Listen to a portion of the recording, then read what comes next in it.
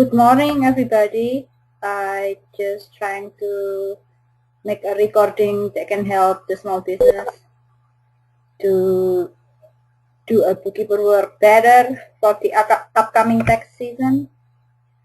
I'm trying to show how to create a new company. So what I want to show is set up a new company, and you can choose this Express Start, and you can put the company name. For example, here we go, and you can get the help to choose what type of industry do you want to be in. For example, type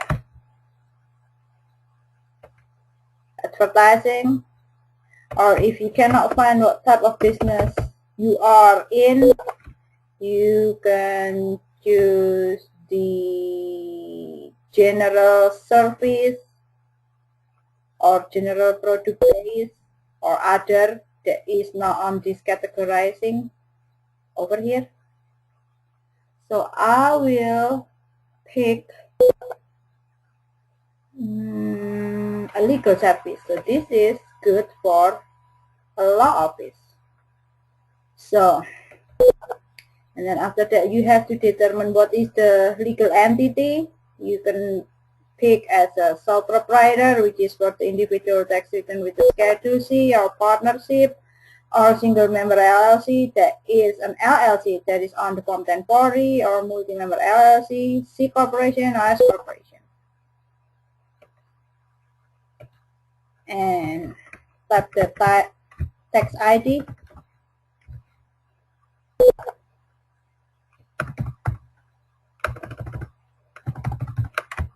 And say continue. Oh, sure. It has to be like this. Okay, continue.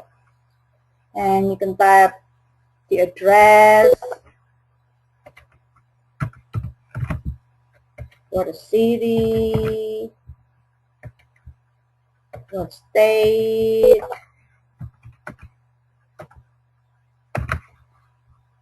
email, website, and click on the create company file.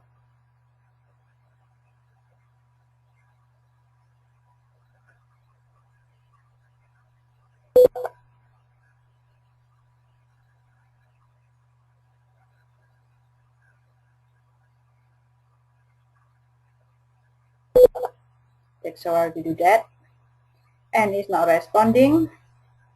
And here we go. So we can start working. Since we already have set up the company based on what type of business we have, so on the list here, you will see there is a chart of account that already been set up based on what type of business do you choose.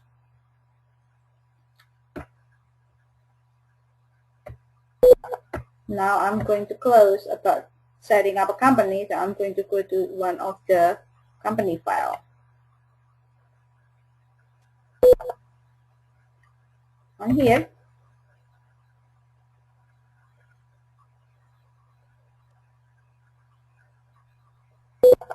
say OK.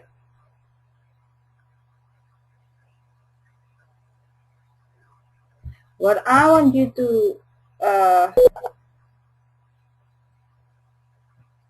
understand as far as doing a complete bookkeeping,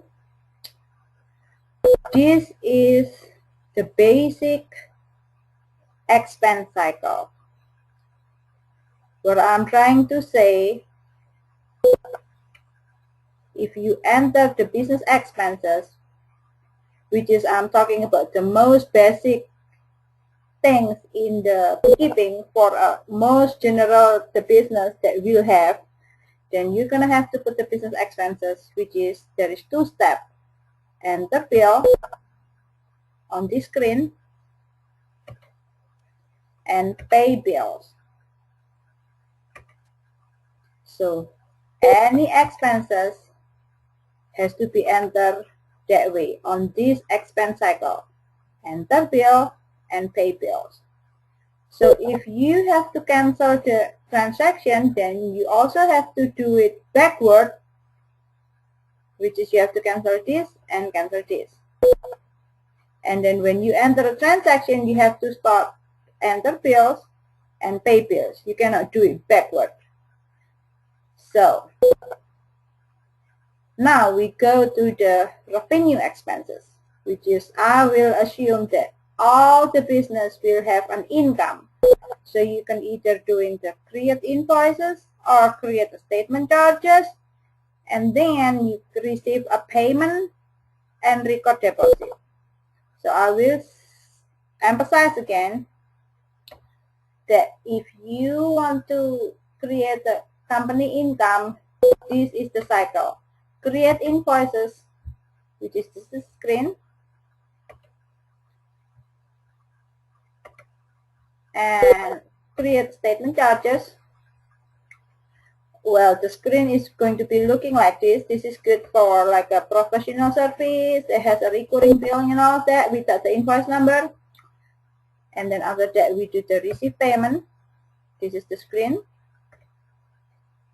And record the deposit. When you go to the bank, this is how it looks like. When you want to put the money in the bank, this is the thing that you have to do. So there is 3 cycles for revenue. Create invoices. I'm sorry, this is need to be so sensitive. Create invoices, statement charges. Here we go. And receive payment and record deposit. Create invoices or statement charges and receive payment and record deposit. Now, after you input all of the expenses, after you input all of the revenue of the business, what you will need to do before the end of the tax season is you will need to reconcile the bank account. This is how you go to banking, reconcile, and then you have to choose which the company bank account number that you need to reconcile, and you also need to reconcile the credit card that is inside the business. And then you have to input what is the bank service charge or what is the interest income that is not recorded yet, and then you just have to continue to the reconciliation screen. It will be looking like this. All you do is you have to bring the copy of the bank statement, and then you match that all the transaction in the bank statement is in this screen. So you just have to kind of click one by one. If you see the bank statement transaction and it's in here, you click it, you click it, you click it. And the other side is for the deposit. You just have to kind of match all of the things in the bank section. You see it and you see it on the screen, just click it. And then the difference here is going to be 0 if it's reconciled. And then all you need to do is you have to click this button, reconcile now. And then after that, you have to memorize the report. I just want to make you aware of that. If you are on the QuickBooks Pro, you have to memorize the report. There is 2 reports of the bank reconciliation, which is detail and the summary. You have to memorize it. So you will be able to looking at it at this on this report and memorize report. So there's going to be a list here. When you start to memorize report, it's going to be saving it on this folder like this, and then we can arrange it. But the most important thing is you have to save it for the QuickBooks Pro. Now, the other thing that I want to emphasize is you have to be able to look at this and review it for now and then of this report, customer and receivables, and then open invoice. So if you see, like for example, on this QuickBooks, we assume that today's date is December 15, 2016. So if you have the transaction that's so much behind from the today's date, like for example, this invoice for the Gary Wissinger on August 2016. So what you need to do is you have to check this invoice. If this is really an invoice that really will have a payment amount that is going to be due from the customer, or it is just like probably put it twice. So you have to make sure and check it before the end of the year. If this is invoice that is for some reason is a double entry, you already have another invoice with the same amount, then you have to delete this.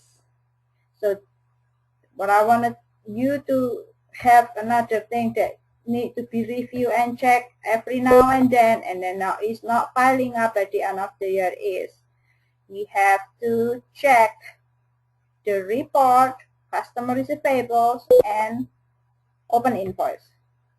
So you have to clean this one up before the end of the year.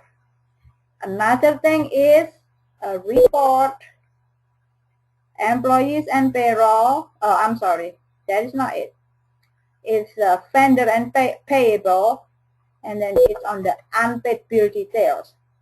What I'm trying to say here is it's the same thing with the customer side, and then if you have on the vendor side is if you create a bill and then you haven't been paying for it, and then you have to make sure that do you really need to have this bill on outstanding that will be showing outstanding for the upcoming tax season. Because if you see that like this today, we assume on this sample QuickBooks file is December 15, 2016.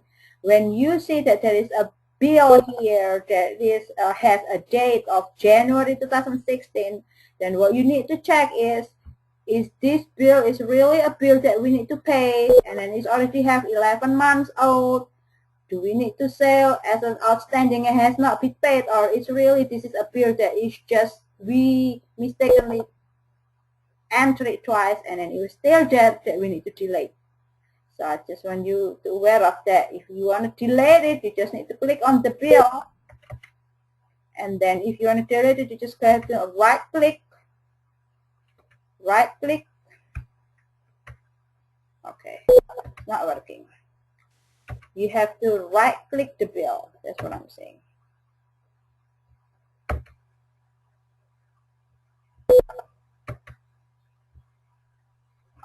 You can also go to, here we go. Vendor. I'll have to close this one. I just want to make sure it's right. You have to go to the bill, which is unpaid bills. Just click on that, and then delete the bill. It's just right click on it. That's usually the one that works. I don't know, it doesn't work here. So you can just delete this bill by the right click it and delete it. Because this bill has not been paid. If it has been paid, it will show the paid sign on it, like this. Nope, this is not showing.